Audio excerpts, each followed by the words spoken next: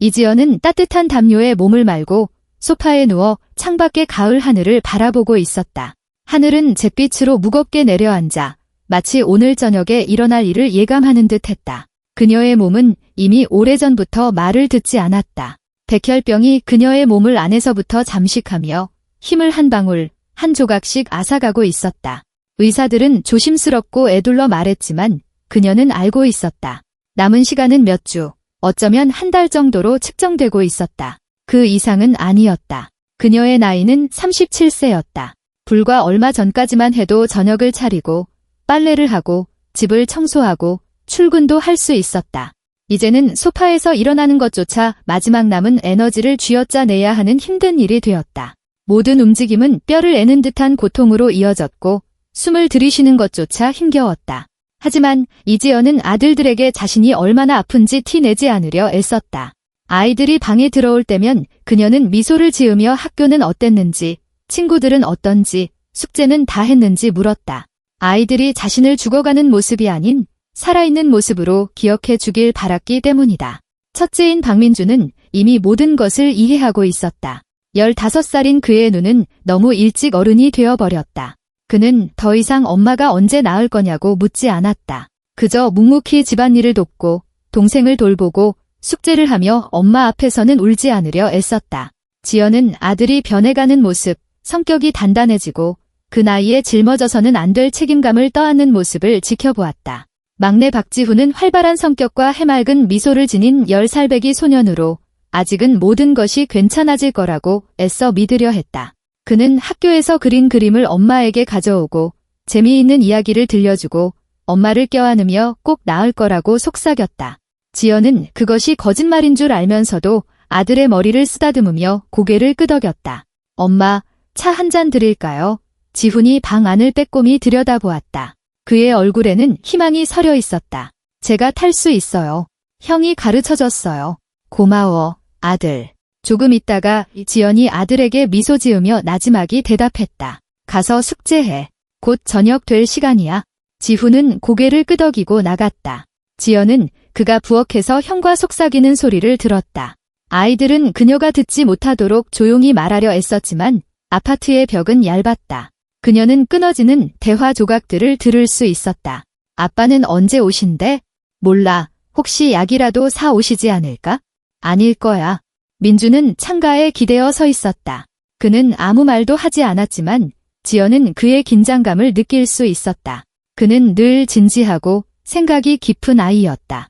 최근 몇 달간 그는 마치 돌처럼 굳어가는 듯 점점 더 과묵해졌다. 지연은 그 이유를 알았다. 그녀의 남편 박성호는 이미 오래전부터 남편이 아니었다. 그는 집에 나타나는 횟수가 점점 줄었고 그녀가 말을 걸려고 하면 외면하는 일이 잦아졌다. 예전에는 적어도 그녀의 건강을 걱정하는 척이라도 했다. 몸은 좀 어떠냐고 묻고 병원에 가보자고 제안하고 비타민제를 사오기도 했다. 이제는 그런 것조차 없었다. 무심한 얼굴과 텅 빈 눈을 한 42세의 남자 박성호는 자신의 가족 안에서 유령 같은 존재로 변해버렸다. 그는 늦게 들어와 저녁을 먹는다면 말없이 먹고 다른 방으로 가 잠이 들었다. 때로는 집에서 자지도 않았고 아침에 회사에 일이 있어서 라는 짧은 말을 던지고는 다시 사라졌다. 지연은 그가 이미 떠났다는 것을, 그저 아직 문을 세게 닫지 않았을 뿐이라는 것을 느꼈다. 다른 여자가 있다는 것을 그녀는 알았다. 그의 서먹한 태도에서, 그의 셔츠에 밴 낯선 향수 냄새에서, 그가 그녀의 시선을 피하는 방식에서 느낄 수 있었다. 하지만 그녀는 침묵했다. 다툼이 두려워서가 아니었다. 그럴 힘이 없었을 뿐이다. 모든 힘은 그저 숨을 쉬고 하루를 더 살아내는 데 쓰이고 있었다. 저녁이 되자 박성호가 평소보다 일찍 집에 돌아왔다. 그는 인사도 없이 들어와 현관 의자에 재킷을 던져놓고는 곧장 침실로 들어갔다. 지연은 그가 옷장을 열고 가방을 꺼내 물건들을 챙기기 시작하는 소리를 들었다. 금속 옷걸이가 쨍그랑거리고 서랍이 열렸다가 닫혔다. 저녁의 고요한 아파트 안에서 모든 소리가 유난히 크게 울렸다. 심장이 철렁 내려앉았지만 그녀는 억지로 몸을 일으켰다. 소파 등받이를 잡고 그 다음엔 벽을 짚으며 그녀는 천천히 침실까지 걸어가 문가에 멈춰섰다. 다리가 후들거리고 머리가 어지러웠지만 그녀는 버텼다. 지금 뭐 하는 거예요?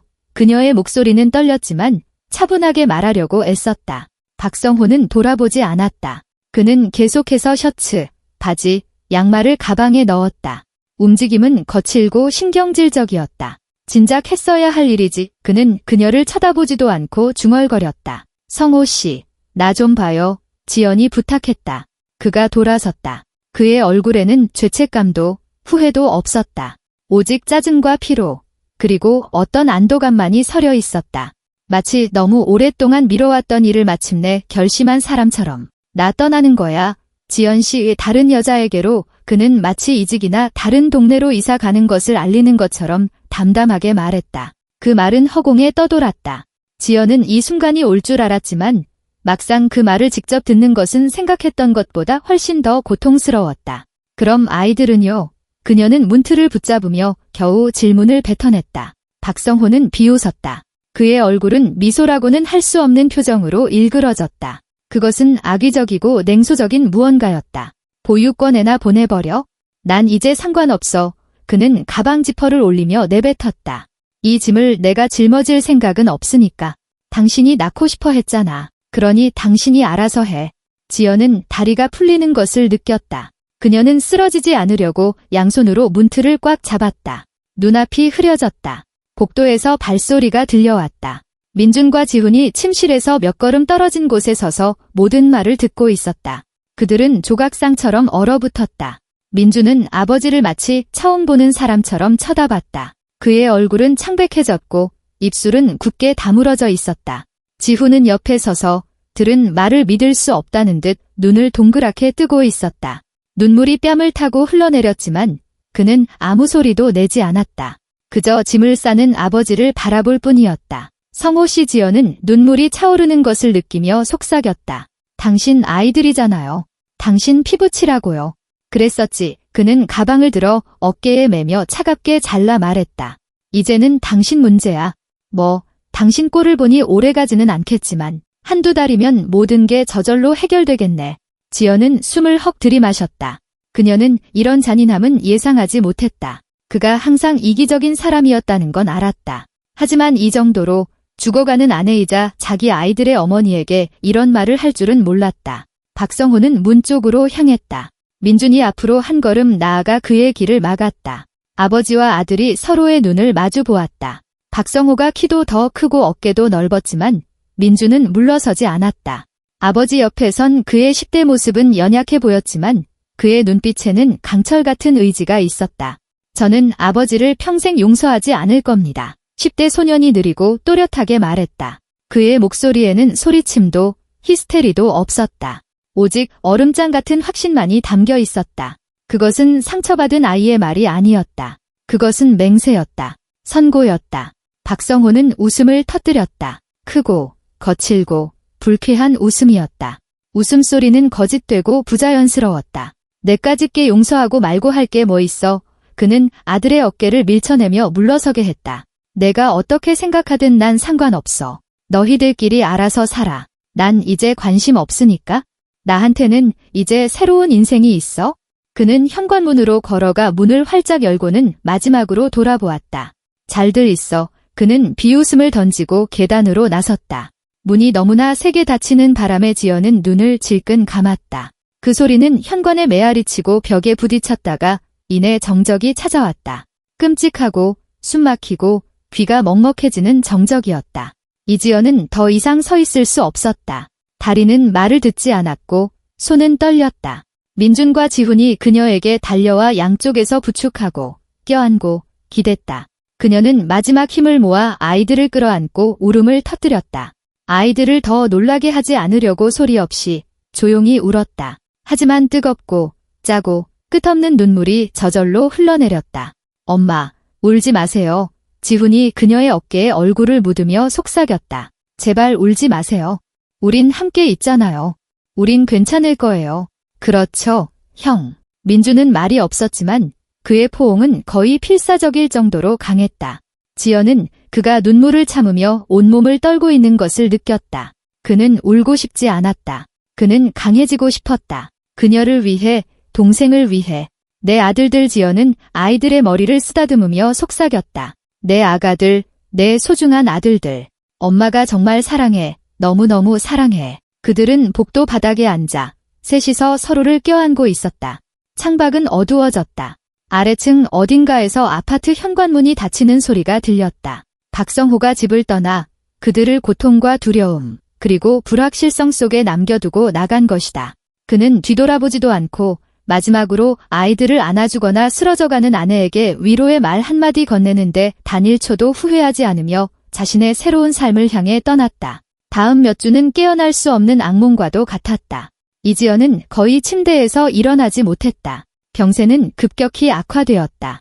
의사들이 찾아와 고개를 저으며 더 강한 진통제를 처방해 주었다. 이웃집의 김영희 아주머니는 부드러운 목소리와 따뜻한 손길을 가진 50대 중반의 친절한 여인이었는데 매일 찾아왔다. 그녀는 음식을 가져다 주고 청소를 돕고 침대 시트를 갈아주며 죽음에 대한 생각을 잊게 해주려는 듯 지연에게 소소한 이야기를 들려주었다. 그녀의 남편인 최인수 아저씨는 조용하고 사려 깊으며 선한 눈을 가진 남자로 식료품을 사다 주고 묻지도 않고 집안에 고장난 것들을 고쳐주었다. 그는 아이들에게 남자의 손길과 지지가 필요하다는 것을 이해했다. 그는 민준과 대화하며 인생에 대해 설명해주고 조언을 건넸다. 민준은 감사한 마음으로 귀 기울여 들었다. 민준은 자신이 할 수 있는 모든 것을 떠맡았다. 그는 아침 6시에 일찍 일어나 자신과 동생의 아침을 준비하고 지훈의 등교를 챙기고 책가방을 확인했다. 그러고 나서 자신도 학교에 갔다. 학교가 끝나면 친구들과 어울리거나 운동장에서 놀지 않고 곧장 집으로 달려왔다. 그는 아파트로 뛰어들어와 엄마에게 달려가 상태가 어떤지, 필요한 것은 없는지 확인했다. 김영희 아주머니를 도와 저녁을 준비하고 청소하고 빨래를 했다. 저녁에는 엄마가 약기운에 잠이 들 때까지 탁상 등 불빛 아래서 숙제를 했다. 지훈도 도움이 되려고 애썼지만 그는 이 모든 상황의 무게를 이해하기에는 너무 어렸다. 그는 그저 몇 시간이고 엄마 침대 곁에 앉아 손을 잡고 학교 이야기, 친구 이야기, 숙제 이야기, 체육 시간에 축구를 한 이야기, 선생님께 장문으로 칭찬받은 이야기, 수학에서 100점 맞은 이야기를 들려주었다. 지연은 들으며 희미하게 미소 짓고 그의 손을 쓰다듬었다. 이 순간들이 그녀에게는 가장 빛나는 시간이었다. 이지연은 눈에 띄게 쓰러져 갔다. 그녀의 피부는 종이처럼 얇고 투명해졌다. 그녀는 거의 먹지 못하고 물만 조금씩 마셨다. 숨을 들이쉬는 것조차 힘겨웠다. 의사들은 더 자주 찾아왔지만 해줄 수 있는 것은 점점 줄어들었다. 그들은 이것이 끝이라는 것을 알았다. 어느 날 저녁, 민준과 지훈이 그녀의 침대 곁에 앉아 숙제를 하고 있을 때 지연이 그들을 불렀다. 그녀의 목소리는 아주 약해서 거의 들리지 않았다. 얘들아, 그녀가 속삭였다.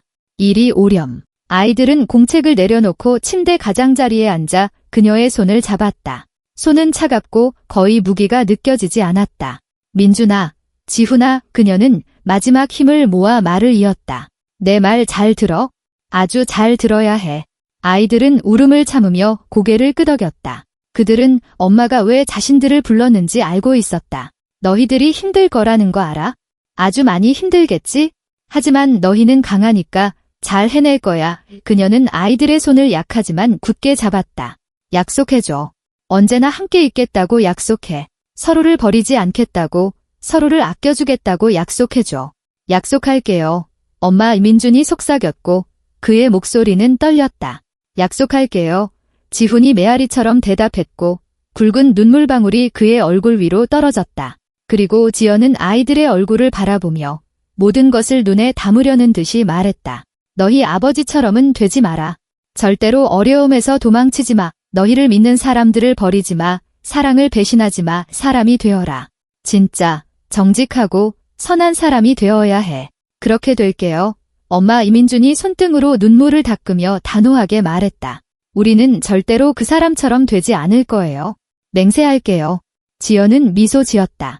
약하고 거의 눈에 띄지 않았지만 진심 어린 미소였다.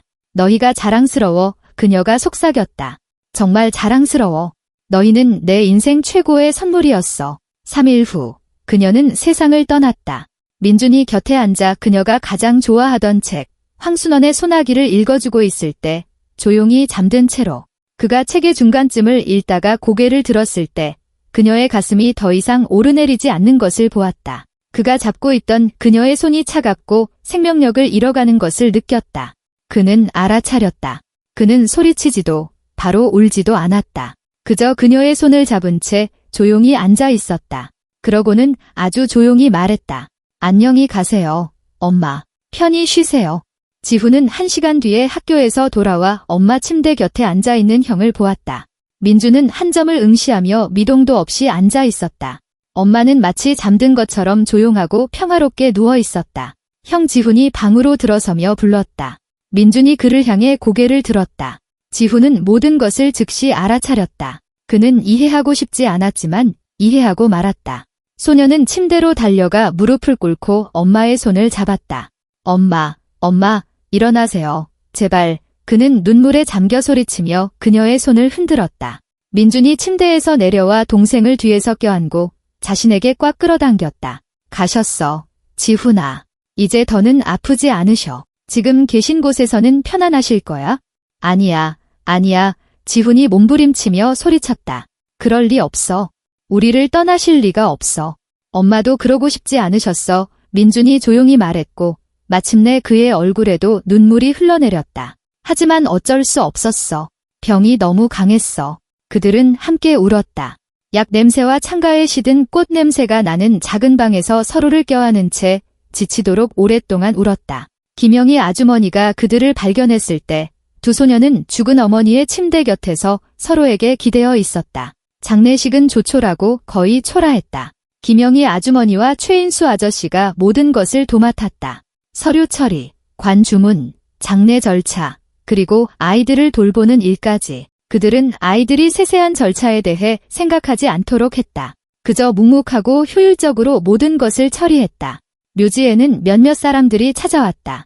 지연을 알던 이웃 몇 명, 그녀가 아프기 전까지 회계 담당자로 일했던 회사의 동료 몇 명, 그리고 장례식 전날 밤늦게 도착한 부산의 이모가 전부였다. 박성호는 오지 않았다.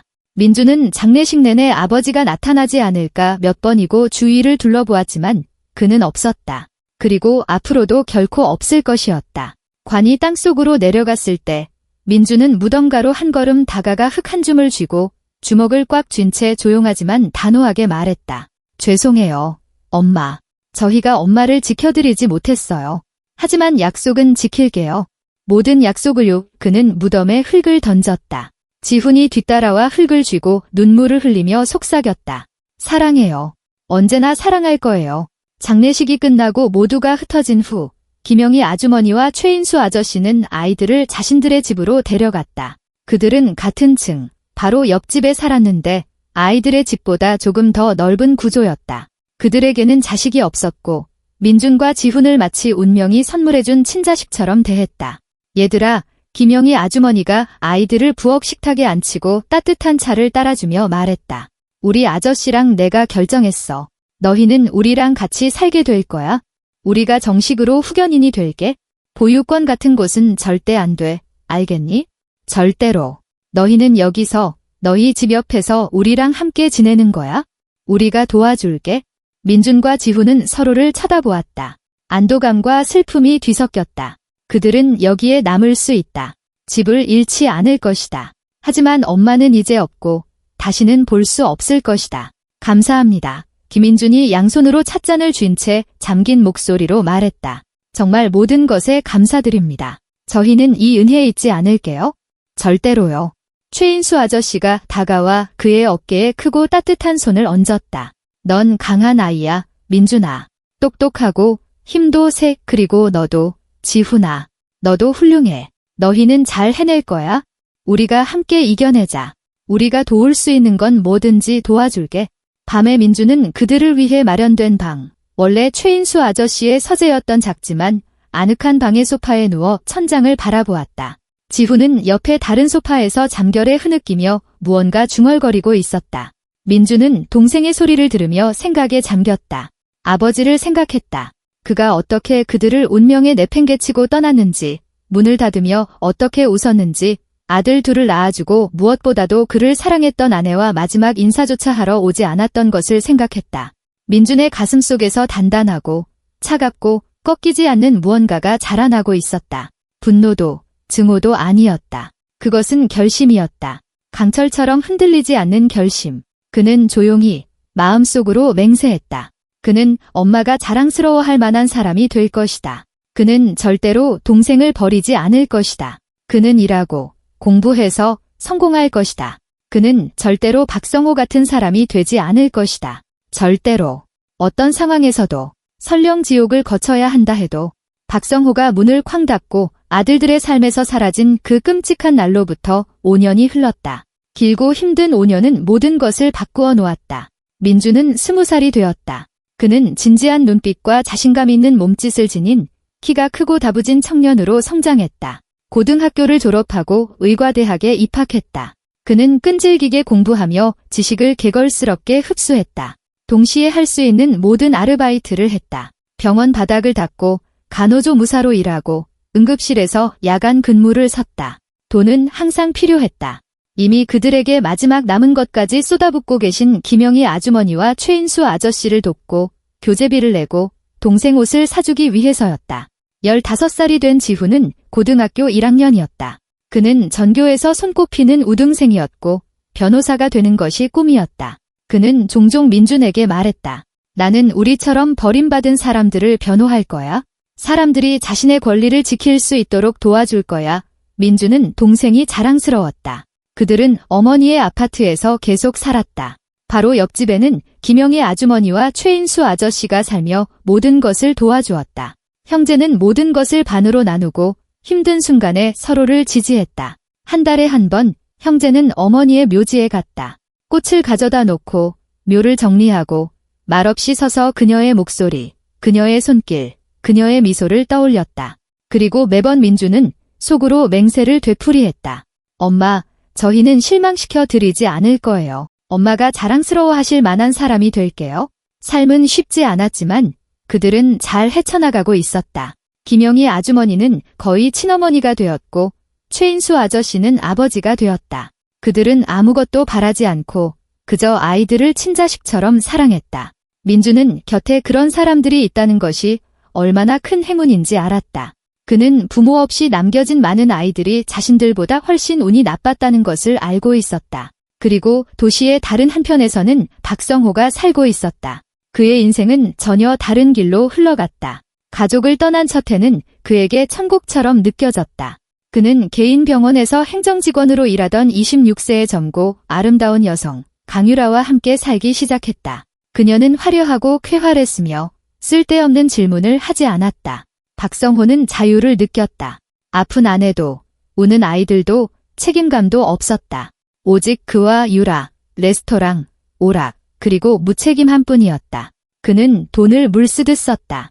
유라에게 주는 선물, 자신을 위한 비싼 옷, 저녁마다 마시는 술, 그는 마침내 인생이 풀렸다고 생각했다.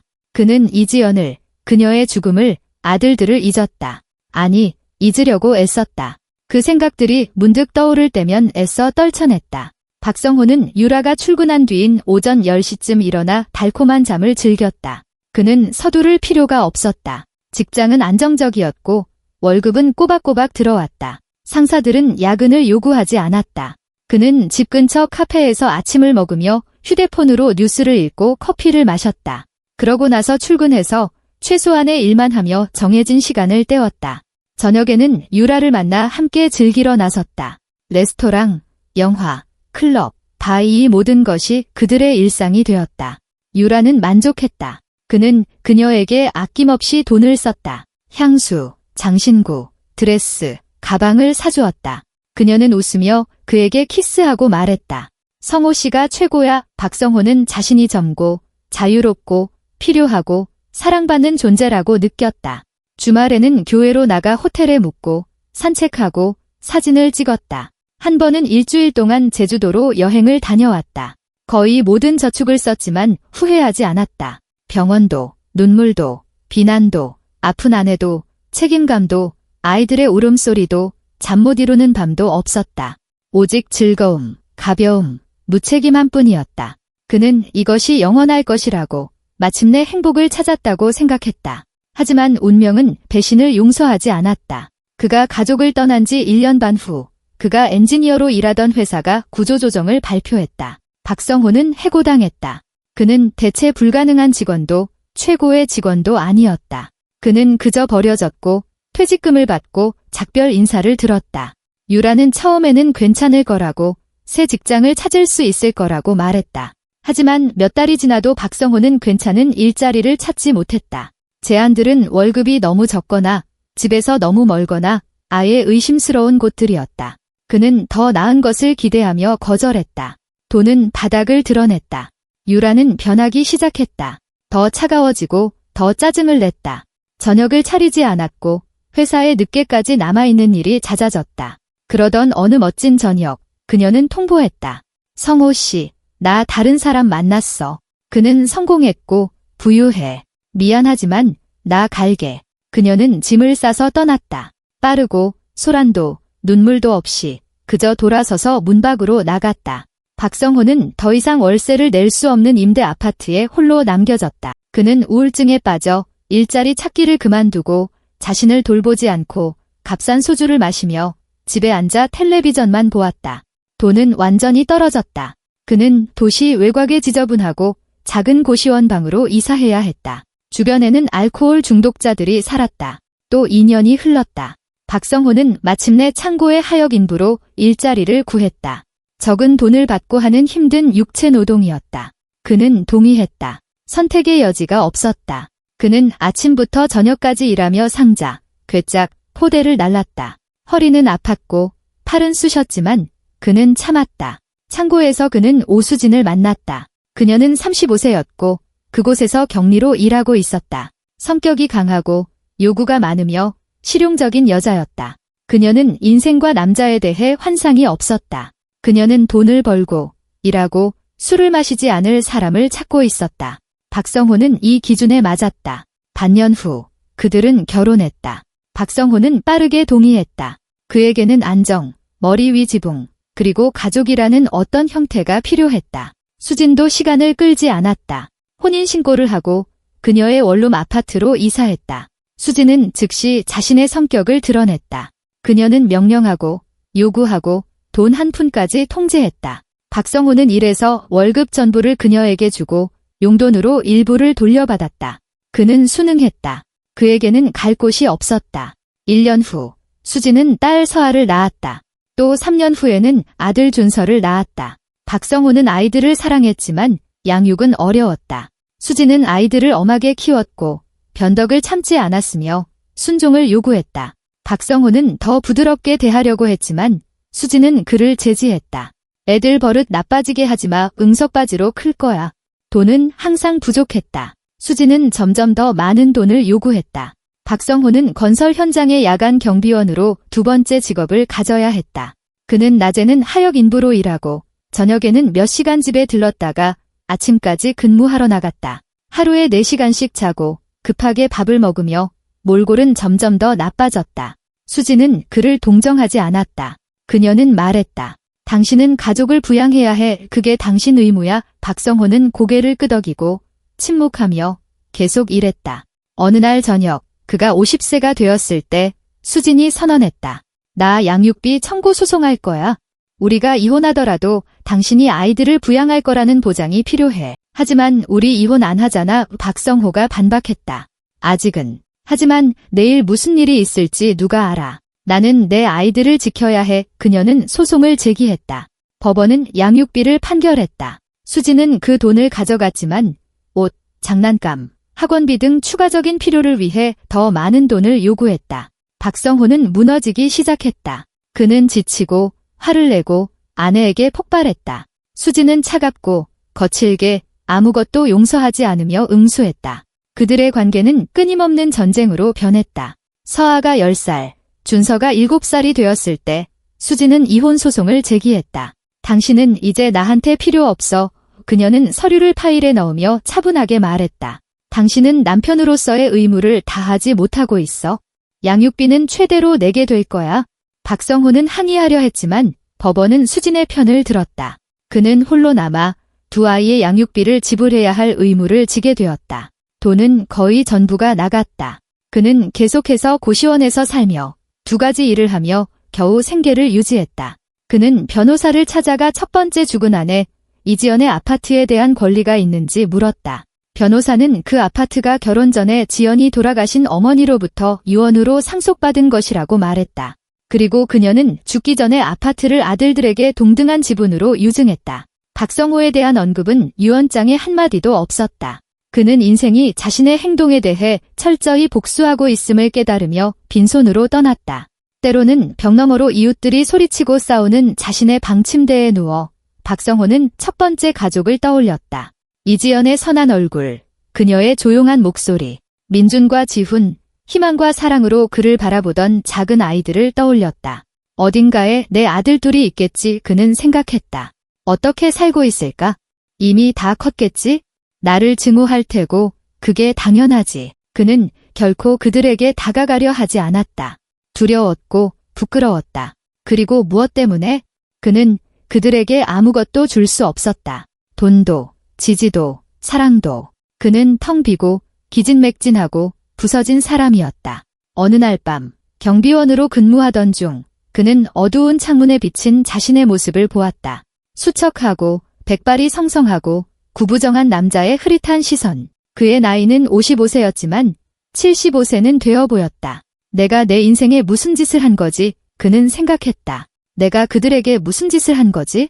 하지만 대답은 없었다. 오직 침묵, 차가운 가을밤, 그리고 내면의 공허함만이 있었다. 그 무렵 민주는 외과 레지던트 과정을 마치고 있었다. 그의 스승은 김정수 교수로 경험이 풍부하고 엄격하지만 공정한 최고의 외과 의사였다. 그는 즉시 민준의 재능, 황금 같은 손, 날카로운 지성을 알아보았다. 그는 민준을 복잡한 수술에 참여시키고 세부적인 기술을 설명해주고 경험을 공유했다. 자네는 훌륭한 외과 의사가 될 거야, 김 교수가 말했다. 자네에게는 가장 중요한 것, 즉 인내심과 책임감이 있어. 이건 가르쳐서 되는 게 아니지. 민주는 밤낮으로 일하며 의학 서적을 공부하고 수술 기록을 보고 마네킹으로 손을 훈련했다. 그는 외과가 자신의 소명이라는 것을 알았다. 생명을 구하고 사람들에게 건강을 되찾아주는 것. 그것이 바로 살아갈 가치가 있는 일이었다. 지훈은 법학부에 입학하여 가족법을 전공으로 선택했다. 그는 남편에게 버림받은 여성들, 부양받지 못하는 아이들, 불의에 직면한 모든 사람들을 돕고 싶었다. 나는 형과 나 같은 사람들을 위해 싸울 거야. 그가 민준에게 말했다. 배신당한 사람들이 무방비 상태로 남겨지지 않도록.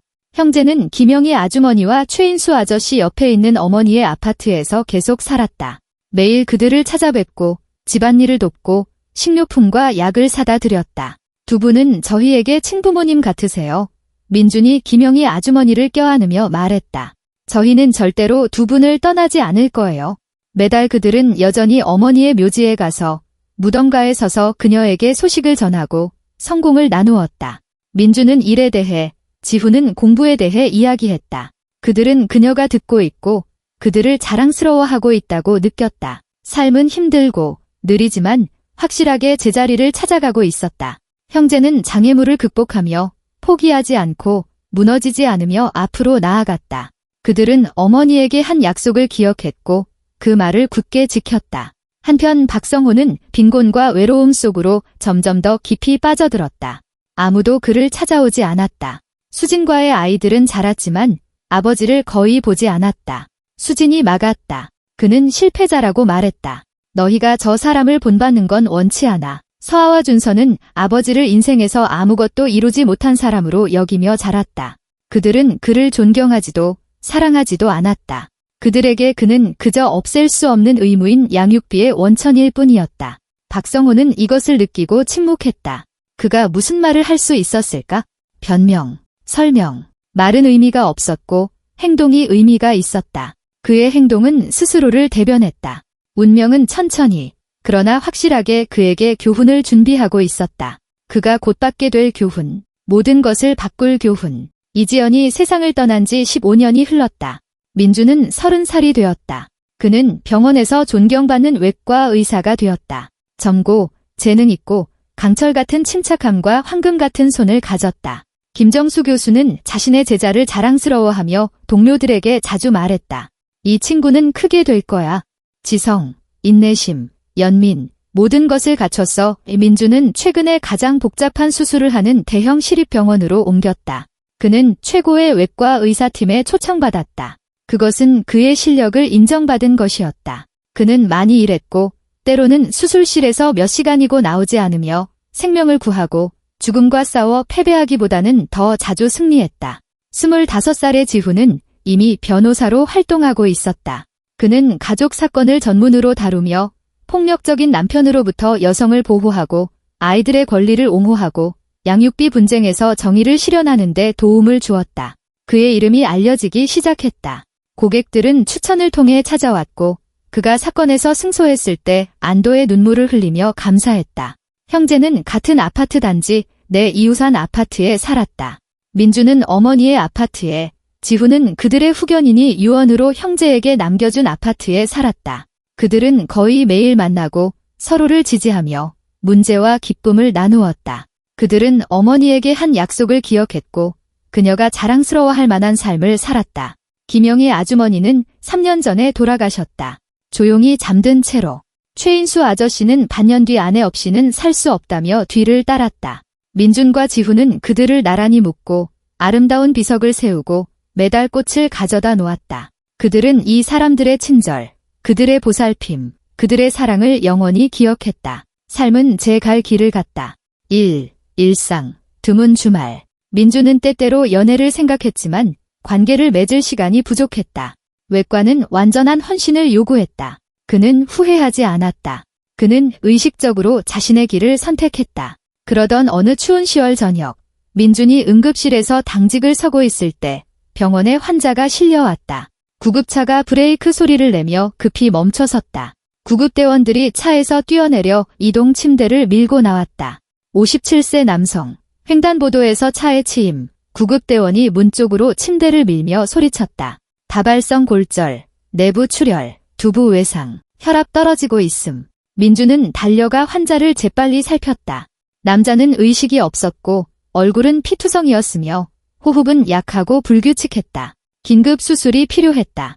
시간은 분 단위로 흐르고 있었다. 수술실 준비해. 즉시 민준이 명령했다.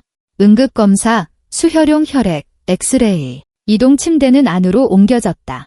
민준은 환자의 상태를 확인하며 옆에서 걸었다. 응급실에서 그에게 구급대원들이 급하게 작성한 의료 기록이 전달되었다. 그는 걸으면서 그것을 펼쳐 글자들을 훑어보았다. 환자 이름, 박성호. 민준은 그 자리에 못 박힌 듯 멈춰섰다. 얼굴에서 핏기가 가셨다. 그는 이름을 다시 읽었다. 그리고 또다시. 그럴 리가 없어. 이건 동명이인일 거야. 그냥 우연의 일치야. 하지만 마음속 무언가가 속삭였다. 이건 우연이 아니야. 그 사람이야. 그의 아버지. 오늘 함께 당직을 서던 김정수 교수가 민준이 복도 한가운데서 얼어붙은 것을 발견했다. 다가와서 차트를 들여다보았다. 무슨 일인가? 그가 조용히 물었다. 민준은 침묵했다. 말을 할 수 없었다. 목이 메었다. 김 교수는 그의 손에서 차트를 받아 이름을 읽고 민준을 유심히 쳐다보았다. 아는 사람인가? 그가 조심스럽게 물었다. 민준은 고개를 끄덕였다. 거의 알아챌 수 없을 정도로. 제 아버지입니다. 그가 겨우 뱉어냈다. 김 교수는 한숨을 쉬었다. 그는 민준의 과거를 알고 있었다. 어머니에 대해, 배신에 대해, 민준과 그의 동생이 부모 없이 어떻게 자랐는지에 대해. 그는 지금 제자의 마음속에서 무슨 일이 벌어지고 있는지 이해했다. 그럼 말하게. 자네가 수술할 건가? 아니면 다른 외과 의사에게 넘길까? 김 교수가 물었다. 민준은 말없이 서 있었다. 머릿속은 완전히 엉망이었다. 눈앞에는 과거의 장면들이 스쳐 지나갔다. 가방을 들고 집을 나가는 아버지, 그의 웃음소리, 쾅 닫히는 문, 소파에서 죽어가던 어머니, 그녀의 차가운 손, 동생의 눈물, 빈곤, 노동, 투쟁이 세월. 그는 거절할 수 있었다. 다른 사람에게 넘겨주세요 라고 말할 수 있었다. 아무도 그를 비난하지 않을 것이다. 그것은 정당한 거절일 것이다. 논리적이고 이해할 수 있는. 하지만 민주는 어머니의 얼굴을 떠올렸다. 그녀의 마지막 말, 사람이 되어라. 진짜 사람이 그는 의사가 되면서 했던 히포크라테스 선서를 떠올렸다. 그는 의사다. 그는 누구를 구하고 누구를 구하지 않을지 선택하지 않고 생명을 구한다. 심판하지 않고 복수하지 않고 그저 자신의 일을 할 뿐이다. 민주는 고개를 들어 김 교수의 눈을 바라보았다. 제가 수술하겠습니다. 그가 단호하게 말했다. 그가 한때 저에게 생명을 주었듯이 저도 그에게 생명을 줄 겁니다. 그러면 셈은 끝나는 겁니다. 김 교수는 존경심을 담아 고개를 끄덕였다. 좋아. 그럼 가세. 시간이 없어. 수술은 6시간 동안 계속되었다. 민주는 한치의 잡념도 없이 집중하고 정확하게 움직였다. 그는 이 사람이 자신의 아버지라는 사실을 잊었다. 지금 그는 그저 구해야 할 환자일 뿐이었다. 그는 출혈을 멈추고 찢어진 혈관을 꿰매고 골절을 고정하고 두개골의 혈종을 제거했다. 손은 떨림 없이 자신감 있게 움직였다. 김 교수는 보조하며 지켜보며 때로는 조언을 건넸다. 그는 민준이 어떻게 대처하는지를 보았고 이 친구가 진정한 전문가로 성장했음을 알았다. 개인적인 감정은 수술실 문 밖에 남겨졌다. 이곳에는 오직 의학만이 존재했다. 마지막 봉합이 끝나자 민주는 허리를 펴고 장갑을 벗고 이마에 땀을 닦았다. 피곤했다. 하지만 수술은 성공적이었다. 환자는 살아있고 안정적이었다. 살 것이다. 훌륭했네. 김 교수가 그의 어깨를 두드리며 말했다. 자네가 그를 살렸어. 민주는 말없이 고개를 끄덕였다. 감정들이 돌아왔다. 파도처럼 밀려왔다. 그는 수술실에서 나와 마스크를 벗고 벽에 기댔다. 그는 아버지를 구했다. 그와 동생을 버리고 보육원에나 보내버려라고 말했던 사람을, 어머니의 장례식에도 오지 않았던 사람을, 그는 그의 목숨을 구했다. 왜? 무엇 때문에? 그는 맹세를 했기 때문이다. 그는 의사이기 때문이다. 그는 박성호와 같은 사람이 아니기 때문이다. 그는 사람들이 자신을 버렸더라도 그 사람들을 버리지 않는다. 박성호는 하루 만에 의식을 되찾았다. 천천히, 점진적으로. 그는 눈을 뜨고 하얀 천장을 보았고 온몸의 통증을 느꼈다. 움직이려 했지만 소용없었다. 몸이 말을 듣지 않았다. 옆에는 진지한 얼굴의 젊은 의사가 흰 가운을 입고 앉아 있었다. 박성호는 처음에는 그를 알아보지 못했다. 그러다 가슴에 달린 명찰에 시선이 닿았다. 박민준, 외과 의사. 박민준, 민준. 그의 심장이 멎었다. 아들, 그의 아들이다. 어른이 되고 성공한 의사, 외과 의사가 되었다. 그는 자랐다. 무언가가 되었다. 그 없이. 민준이냐? 박성호가 쉰 목소리로 말했다. 목소리는 약하고 낯설었다. 내가 날 살린 거냐? 민준은 아버지를 바라보며 미동도 없이 앉아 있었다. 그의 얼굴은 차분하고 읽을 수 없었다. 그가 담담하게 대답했다. 하지만 그렇다고 해서 우리가 가족이 되는 건 아닙니다. 박성호는 눈물이 차오르는 것을 느꼈다. 그는 오랫동안 울지 않았다. 우는 법을 잊었다고 생각했지만 지금은 참을 수 없었다. 내가 바보였어. 그가 속삭였다. 내 인생을 전부 망쳤어. 내 인생도 너희 인생도. 용서해다오. 제발 용서해줘. 아들아. 민주는 침묵했다. 그는 아버지를 바라보며 고통 속에서 살아온 주름살이 가득한 백발의 마르고 부서진 비참한 남자를 보았다. 이 사람은 문을 쾅 닫고 웃으며 떠났던 그 박성호가 아니었다. 이 사람은 그 남자의 그림자였다. 아니요. 민준이 조용하지만 단호하게 말했다. 용서하지 않습니다. 박성호는 흐느꼈다. 하지만 제발 나는 혼자야. 갈 곳도 없어. 곁에 있어다오. 너랑 지훈이 말이야. 너희는 내 자식이잖니? 민주는 일어서서 아버지를 내려다보았다. 당신은 저에게 생명을 줬습니다. 그가 말했다. 저는 당신의 생명을 구했고요. 이제 우리는 셈이 끝났습니다. 용서는 의무가 아니라 선택입니다. 그리고 제 선택은 잔이오입니다. 민준아, 제발. 박성호가 아들의 가운을 잡으려고 손을 뻗었다. 민주는 한 걸음 물러섰다. 당신은 여러 번 떠났습니다. 그가 말을 이었다. 우리에게서, 책임감에서, 고통에서. 이제 당신이 혼자 남을 차례입니다. 버림받는 것이 어떤 기분인지 느껴보세요. 그는 돌아서서 병실을 나갔다. 문이 조용한 딸깍 소리와 함께 닫혔다. 박성호는 천장을 바라보며 홀로 누워 있었다. 눈물이 뺨을 타고 흘렀지만 그는 닦지 않았다. 그저 누워서 울었다. 소리 없이, 쓰라리게. 민주는 병원 복도를 걸으며 내면의 공허함을 느꼈다. 안도감도 만족감도 아니었다. 그저 공허함이었다. 그는 해야 할 일을 했다. 생명을 구했지만 용서는 거부했다. 모든 것이 옳고 모든 것이 논리적이었지만 왜 마음은 이렇게 무거울까? 그는 휴대폰을 꺼내 동생의 번호를 눌렀다. 지훈아, 동생이 받자 그가 말했다. 너랑 할 얘기가 있어? 저녁에 형제는 민준의 아파트에서 만났다. 그는 모든 것을 이야기했다. 지훈은 창백해진 채 말없이 들었다. 민준이 말을 마쳤을 때 동생은 오랫동안 침묵했다. 형이 그 사람을 살렸구나. 마침내 지훈이 말했다. 왜? 나는 의사니까. 민준이 대답했다. 그리고 나는 그 사람이 아니니까. 나는 사람이 죽어가는 걸 내버려 둘 수 없어. 그 사람이 그 사람일지라도. 지훈은 고개를 끄덕였다. 용서는 안 해. 민준이 단호하게 말했다. 절대로. 그는 그럴 자격이 없어. 엄마는 혼자 돌아가셨어. 우리는 그 사람 없이 자랐어. 그는 자신의 길을 선택했어. 그 길을 끝까지 가게 둬야 해. 지훈은 창가로 다가가 밤의 도시를 바라보았다. 있잖아. 나는 항상 그 사람을 만나면 때려줄 거라고 생각했어. 그가 조용히 말했다. 아니면 소리를 지르거나 얼마나 증오하는지 말해주거나. 하지만 지금은 그냥 아무렇지도 않아. 그는 나에게 아무것도 아니야. 텅 빈 존재야. 바로 그거야. 민준이 동의했다. 텅 빈 존재. 그리고 그대로 남게 둬야 해. 형제는 창가에 서서 말없이 도시의 불빛을 바라보았다. 그들은 많은 것을 겪었다. 어머니를 잃고 아버지 없이 자랐으며 낯선 사람들의 도움으로 살아남았고 학업과 직장에서 스스로 길을 개척했다. 그들은 되고 싶었던 사람이 되었다. 강하고 정직하고 존엄한 사람. 그리고 어딘가의 병실에는 박성호가 누워서 자신이 마땅한 벌을 받았음을 깨닫고 있었다. 아들이 그의 목숨을 구했지만 용서는 거부했다. 그리고 그것은 공정했다. 잔인하지만 공정했다. 운명은 그에게 마지막, 가장 쓰라린 교훈을 준비하고 있었다. 박성호는 병원에서 3주를 보냈다. 그의 상태는 안정되었고 골절은 아물기 시작했지만 부상의 후유증은 심각했다.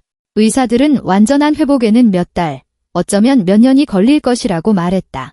걸을 수는 있겠지만 힘들 것이다. 육체 노동은 거의 불가능할 것이다. 장애는 피할 수 없었다.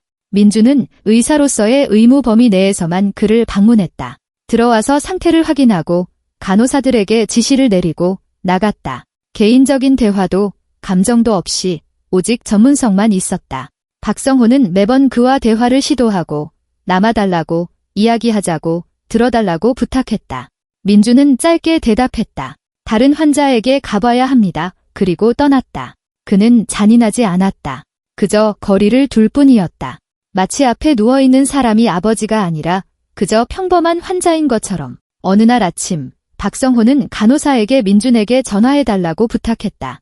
진지하게 할 이야기가 있다고 했다. 간호사는 요청을 전달했다. 민준은 점심시간에 와서 침대 옆 의자에 앉았다.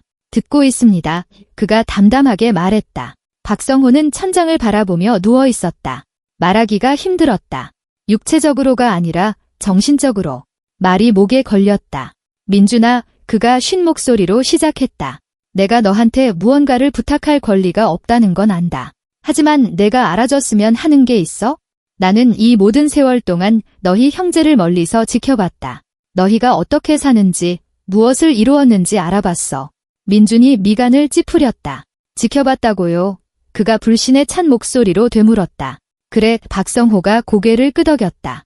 옛 이웃들에게 물어봤어. 가끔 너희가 어머니 묘지에 왔을 때 멀리서 보기도 했어? 내가 의사가 된 것도, 지훈이가 변호사가 된 것도 알았어. 나는 너희가 자랑스러웠다. 자랑스러웠다고요? 민준의 목소리는 얼음보다 차가워졌다.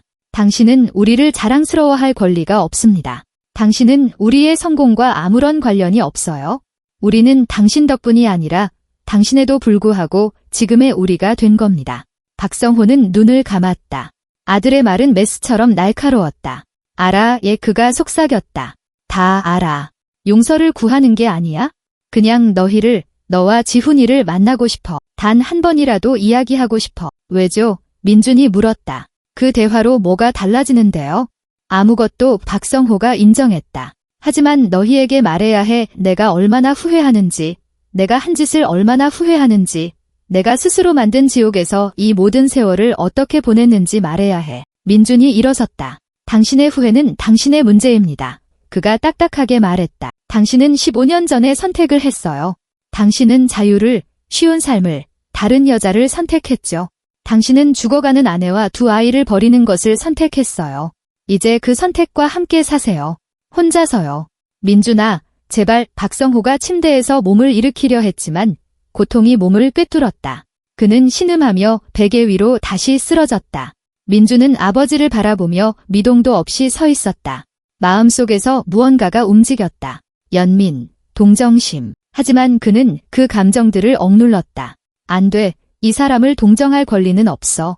어머니는 동정받지 못했다. 그와 동생도 동정받지 못했다. 일주일 뒤에 퇴원하면 진단서를 줄 겁니다. 가서 장에 등록하세요. 민준이 사무적으로 말했다. 연금을 받을 수 있을 겁니다. 검소한 생활에는 충분할 거예요. 의사로서 제가 당신을 위해 해줄 수 있는 건 그게 전부입니다. 나머지는 제 소관이 아닙니다. 그는 돌아서서 문으로 향했다. 나는 혼자야. 박성호가 뒤에서 속삭였다. 갈 곳이 없어. 도와다오, 아들아. 민주는 문가에서 멈췄지만 돌아보지는 않았다. 당신은 우리가 어렸을 때 우리를 혼자 남겨두었습니다. 그가 조용히 말했다. 우리도 갈 곳이 없었지만 우리는 해냈습니다. 이제 당신이 해낼 차례입니다. 당신은 어른이잖아요. 알아서 하세요. 그는 문을 닫고 나갔다. 박성호는 공허함을 응시하며 누워 있었다. 눈물이 다시 뺨을 타고 흘렀다. 그는 소리 없이 쓰라리게 절망적으로 울었다. 일주일 후 박성호는 퇴원했다. 그는 모든 서류를 받고 장애 진단서와 약 처방전을 받았다. 병원의 사회복지사가 요양원 자리를 알아봐 주었지만 박성호는 거절했다. 그는 그곳에 가고 싶지 않았다. 혼자 살고 싶었다. 그는 고시원의 자기 방으로 돌아왔다. 이웃들은 호기심 어린 눈으로 그를 쳐다봤지만 돕지는 않았다. 박성호는 겨우 침대까지 가서 쓰러졌다. 몸은 아팠고 머리는 어지러웠다. 그는 혼자 사는 것이 매우 어려울 것임을 깨달았다. 장애 연금은 쥐꼬리만 했다. 겨우 식비와 약값을 댈 정도였다. 그는 더 이상 일할 수 없었다. 박성호는 수진에게 연락해 도움을 청하려 했다. 그녀는 차갑게 대답했다. 진작 생각했어야지. 좋은 남편이 되었어야지. 서아와 준서는 그를 찾아오지 않았다. 수진은 그들에게 아버지는 실패자이자 약골이며 얻을 것이 아무것도 없다고 주입했다. 그들은 그 생각을 가지고 자랐고 그와 엮이고 싶어 하지 않았다. 박성호는 완전히 혼자가 되었다. 아무도 찾아오지 않았고 아무도 전화하지 않았다. 고시원 이웃들은 그에게 관심이 없었다. 그는 하루 종일 침대에 누워 천장을 바라보며 자신의 삶에 대해 생각했다. 어떻게 모든 것이 잘못되었을까? 언제 치명적인 실수를 저질렀을까? 지연을 떠났을 때일까? 아니면 그 이전일까? 가족을 사랑하기를 멈추고 쉬운 길을 찾기 시작했을 때일까? 대답은 없었다. 오직 공허함, 고통, 그리고 자신이 스스로를 이 지경으로 만들었다는 깨달음뿐이었다. 어느 날 저녁, 그는 결심했다. 낡은 휴대폰을 꺼내 인터넷에서 지훈에 대한 정보를 찾아 그가 일하는 곳이 시내 중심가에 있는 법률 사무소라는 것을 알아냈다. 박성호는 그곳에 가는 것이 굴욕이라는 것을 알았지만 선택의 여지가 없었다. 그에게는 도움이 필요했다.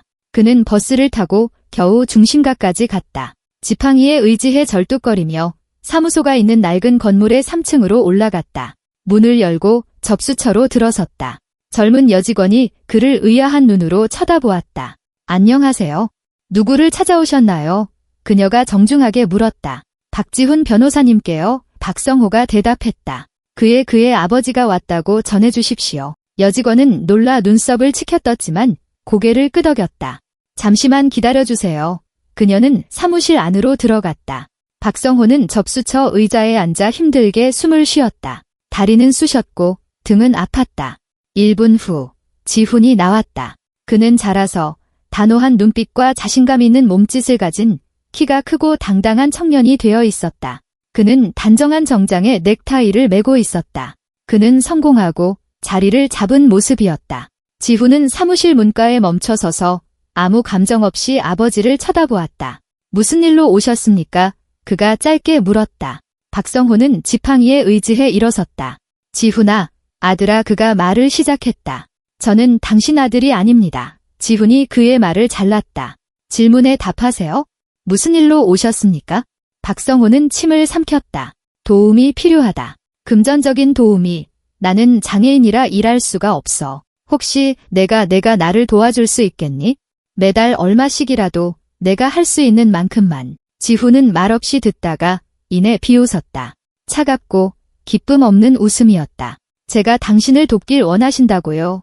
그가 되물었다. 진심으로요? 이게 이상하게 들린다는 건 안다. 박성호가 중얼거렸다. 하지만 달리 의지할 곳이 없어. 지훈은 고개를 끄덕였다. 네, 알고 있습니다. 그리고 말씀드리자면 당신은 저에게서 부양료를 받을 권리가 없습니다. 15년 전 우리를 버리고 떠났을 때 양육비를 지불하지 않았으니까요. 박성호는 창백해졌다. 하지만 나는 장애인이야. 먹고 살 돈이 없어. 그럼 우리가 당신이 떠났을 때 먹고 살 돈은 있었을까요? 지훈이 거칠게 물었다. 우리는 10살, 15살이었습니다. 우리는 죽어가는 어머니와 함께 돈도 지지도 없이 남겨졌어요. 당신은 우리를 버렸습니다. 이제 그 결과를 거두세요. 지훈아, 제발. 박성호가 앞으로 한 걸음 다가가 손을 뻗었다. 지훈은 물러섰다. 가장 웃긴 게 뭔지 아십니까? 그가 말을 이었다. 당신은 사과하러 온 게 아닙니다. 후회한다고 말하러 온 것도 아니고요. 당신은 도움을 청하러 왔습니다. 당신은 항상 자기 자신만 생각했죠. 지금도 마찬가지고요. 박성호는 반박하려고 입을 열었지만 할 말이 없었다. 지훈이 옳았다. 그는 화해하러 온 것이 아니었다. 그는 구걸하러 왔다. 가십시오. 지훈이 조용하지만 단호하게 말했다. 그리고 다시는 나타나지 마세요. 저에게도, 민준이 형에게도요. 우리는 당신을 보고 싶지 않습니다. 당신은 우리에게 텅 빈 존재니까요. 아시겠습니까? 하지만 나는 너희 아버지야. 박성호가 속삭였다. 생물학적으로는요. 네, 지훈이 동의했다. 하지만 본질적으로 당신은 아무것도 아닙니다. 아버지는 키우고 사랑하고 보호하는 사람입니다. 당신은 그중 아무것도 하지 않았어요. 당신은 그저 우리에게 생명을 주었을 뿐입니다. 민준이 형이 당신의 생명을 구함으로써 그 빚을 갚았죠. 이제 우리는 셈이 끝났고 당신은 우리에게 더 이상 아무 빚도 없습니다. 그리고 우리도 당신에게 마찬가지고요. 박성호는 비틀거리며 서 있었다. 기운이 다 빠져나갔다. 그는 돌아서서 절뚝거리며 지팡이에 의지해 천천히 출구로 향했다. 지훈은 그 자리에 움직이지 않고 그의 뒷모습을 바라보았다. 문가에서 박성호는 멈춰 서서 돌아보았다. 너희는 좋은 사람으로 자랐구나. 그가 조용히 말했다. 나보다 훨씬 더 나은 사람으로. 너희 어머니가 자랑스러워했을 거야. 지훈은 대답하지 않고 그저 침묵했다. 박성호는 고개를 끄덕이고 문을 닫고 나갔다. 지훈은 사무실로 돌아와 책상에 앉아 두 손으로 얼굴을 감쌌다. 안에서 모든 것이 들끓었다. 분노, 고통, 연민, 안도감, 모든 것이 하나의 덩어리로 뒤섞였다. 그는 아버지와의 만남이 자신을 무감각하게 만들 것이라고 생각했다. 하지만 아니었다. 아팠다. 너무나 아팠다. 저녁에 그는 민준에게 전화해 방문에 대해 이야기했다. 도움을 청하더군요. 지훈이 말했다. 용서가 아니라 도움을요. 민준은 말없이 들었다. 그래서 뭐라고 대답했어? 그가 마침내 물었다. 거절했어요. 가라고. 다시는 나타나지 말라고 했습니다. 잘했어. 민준이 말했다. 그는 오래전에 선택을 했어. 그 선택과 함께 살아가게 둬야 해.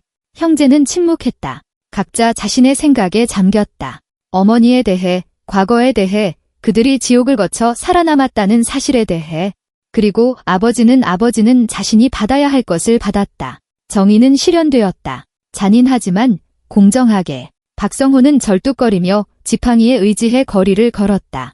추웠다. 가랑비가 내리기 시작했다. 그는 서두르지 않았다. 갈 곳이 없었다.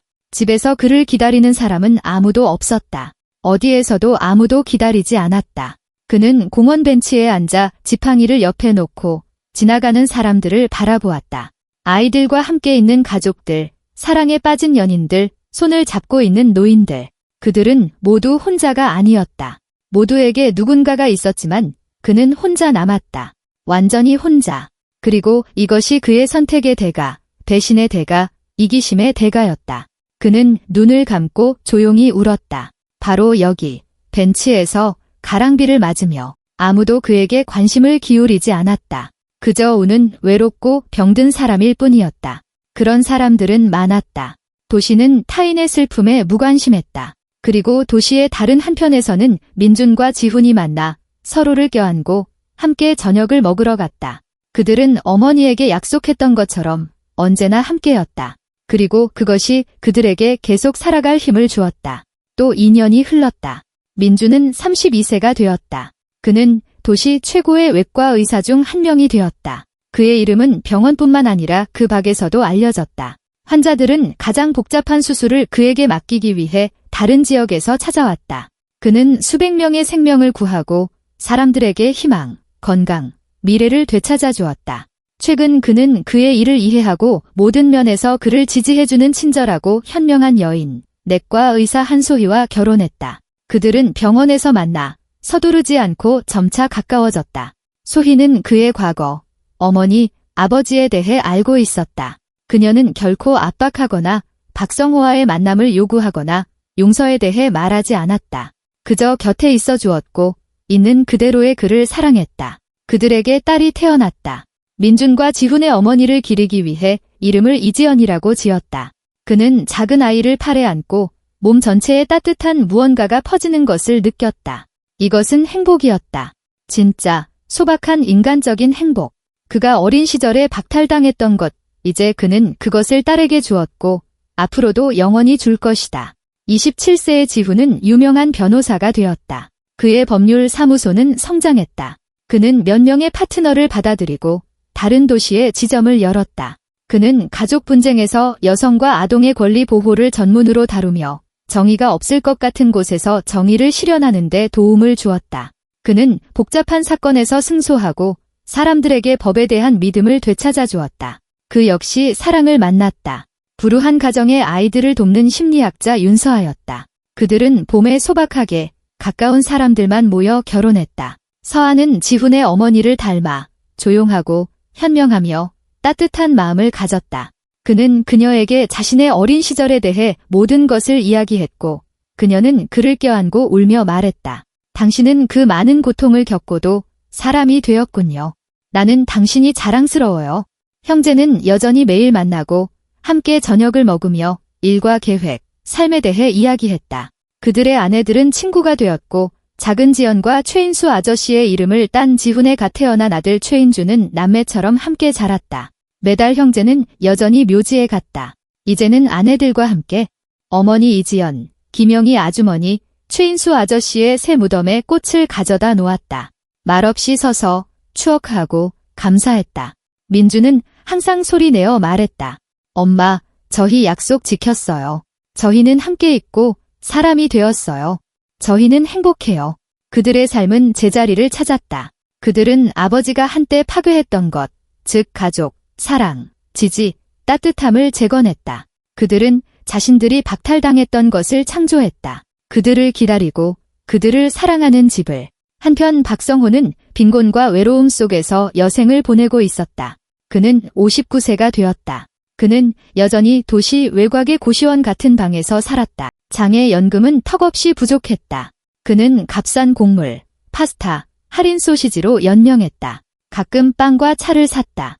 약값은 종종 부족했다. 장애 지원으로는 필요한 모든 약을 받을 수 없었다. 약을 살지, 밥을 먹을지 선택해야 했다. 그는 지팡이에 의지해 겨우 움직였다. 사고의 후유증은 허리, 관절, 머리의 통증으로 나타났다. 의사들은 정기적인 재활, 마사지, 물리치료가 필요하다고 말했지만 돈이 어디 있겠는가. 그는 병원에 제대로 가는 것조차 감당할 수 없었다. 고시원 이웃들은 그와 교류하지 않았다. 그는 낯설고 과묵하고 우울한 사람이었다. 아무도 그가 어떻게 사는지, 도움이 필요한지 관심 갖지 않았다. 모두 자신의 문제로 바빴다. 수진과의 아이들은 자라서 그를 완전히 잊었다. 그들은 아버지를 찾아오지도 전화하지도 관심 갖지도 않았다. 수진은 그들에게 그가 실패자, 약골, 짐이라고 주입했다. 그들은 그 생각을 가지고 자랐고 그것을 당연하게 받아들였다. 박성호는 몇 번이고 그들에게 연락하려 편지를 쓰고 전화를 걸었다. 딸 서아는 짧고 건조하게 대답했다. 아빠, 저 바빠요. 아들 준서는 아예 전화를 받지 않았다. 수지는 한 번은 대놓고 말했다. 애들 괴롭히지 마. 당신은 걔들한테 아무것도 아니야? 익숙해져. 그는 익숙해졌다. 체념했다. 아무도 오지 않고 도와주지 않고 위로하지 않을 것임을 깨달았다. 그는 혼자였다. 그리고 끝까지 그럴 것이다. 때때로 초라한 방 침대에 앉아 박성호는 젊고 아름답고 선한 눈을 가졌던 지연을 떠올렸다. 그녀가 어떻게 웃었는지, 그가 가장 좋아하는 음식을 어떻게 요리했는지, 어떻게 안아주었는지, 소파에서 어떻게 죽어갔는지, 그리고 그는 뒤돌아보지도 않고 가방을 싸서 떠났던 것을 떠올렸다. 그는 희망을 품고 그를 바라보던 진지한 소년 민준, 저는 아버지를 평생 용서하지 않을 겁니다 라고 말했던 그를 떠올렸다. 그리고 그는 약속을 지켰다. 그는 아버지가 떠날 때 울었던 쾌활하고 솔직했던 어린아이 지훈, 자라서 당신은 우리에게 텅 빈 존재입니다 라고 말했던 그를 떠올렸다. 그는 부자에게로 떠난 유라를, 그를 이용하고 버린 수진을, 그를 아버지로 여기지 않는 서아와 준서를 떠올렸다. 그들은 모두 떠났다. 모두 그를 버렸다. 한때 그가 지연과 아들들을 버렸던 것처럼. 공정한가? 그렇다. 고통스러운가? 견딜 수 없이. 어느 날 그는 한 번 더 시도해보기로 결심했다. 마지막으로. 그는 민준이 일하는 병원까지 힘겹게 갔다. 아들을 보고, 이야기하고, 부탁하고 싶었다. 무엇을?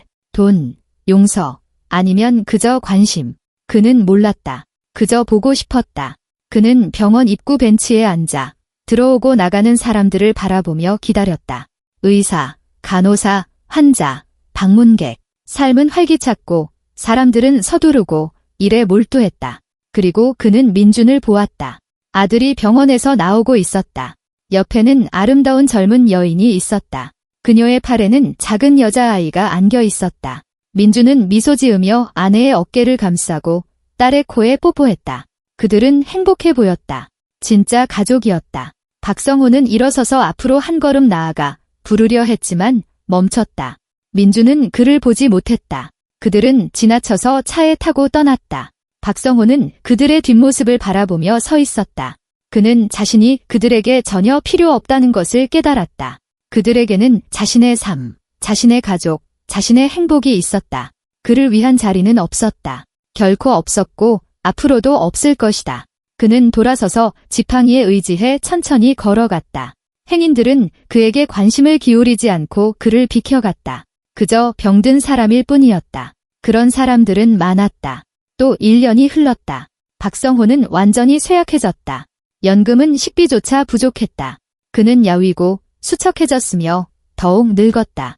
거의 움직이지 못하고 대부분의 시간을 침대에서 보냈다. 고시원에 이웃인 한 할머니가 가끔 그에게 국과 빵을 가져다 주었다. 동정심에서였다. 드세요. 그러다 정말 죽겠소. 박성호는 말없이 감사하며 개걸스럽게 먹었다. 그는 거의 항상 배가 고팠다. 또 1년이 흘렀다. 어느 날 박성호는 길을 분간하지 못하고 거리를 걷고 있었다. 병원 옆 작은 공원까지 와서 벤치에 앉았다. 아무것도 변하지 않았다. 그는 여전히 혼자였다. 여전히 아무에게도 필요하지 않았다. 그는 앉아서 지나가는 사람들을 바라보았다. 가족들, 연인들, 아이들. 그들은 모두 어딘가로, 누군가에게로 서둘러 가고 있었다. 모두에게는 목적이 있었다. 그들을 기다리는 사람들이 있었다. 하지만 그를 기다리는 사람은 아무도 없었다. 어디에도. 얼마 후 민준이 지나갔다. 그는 빠르게 걸으며 전화 통화를 하고 미소 짓고 있었다. 그는 벤치에 앉은 아버지를 알아채지 못했다. 아니면 알아챘지만 모른 척했다. 박성호는 그의 뒷모습을 바라보았다. 민준은 키가 크고 강하고 자신감 있고 성공했으며 행복했다. 그는 자신이 되고 싶었던 사람이 되었다. 그는 아버지 없이 스스로 삶을 건설했다. 아버지에도 불구하고 민준은 모퉁이를 돌아 시야에서 사라졌다. 박성호는 계속 앉아 있었다. 그는 아들이 더 이상 자신의 곁에 멈춰 서지도 어떻게 지내는지 묻지도 도움의 손길을 내밀지도 않을 것임을 깨달았다. 공정한가? 그렇다. 고통스러운가? 견딜 수 없이. 하지만 그것은 그의 선택이었다. 15년 전 그는 책임감 대신 자유를, 올바른 길 대신 쉬운 길을, 가족 대신 자기 자신을 선택했다. 이제 그는 그 선택의 결과인 외로움, 빈곤, 망각을 얻었다. 운명은 모두에게 그에 상응하는 대가를 치르게 한다. 예외 없이. 박성호는 눈을 감았다. 15살의 10대였던 민준이 그에게 했던 말을 떠올렸다. 저는 아버지를 평생 용서하지 않을 겁니다. 그리고 그는 용서하지 않았다. 약속을 지켰다. 그리고 박성호는 한때 자신의 아들들을 남겨두었던 것처럼 혼자 남았다. 원은 다퉜다.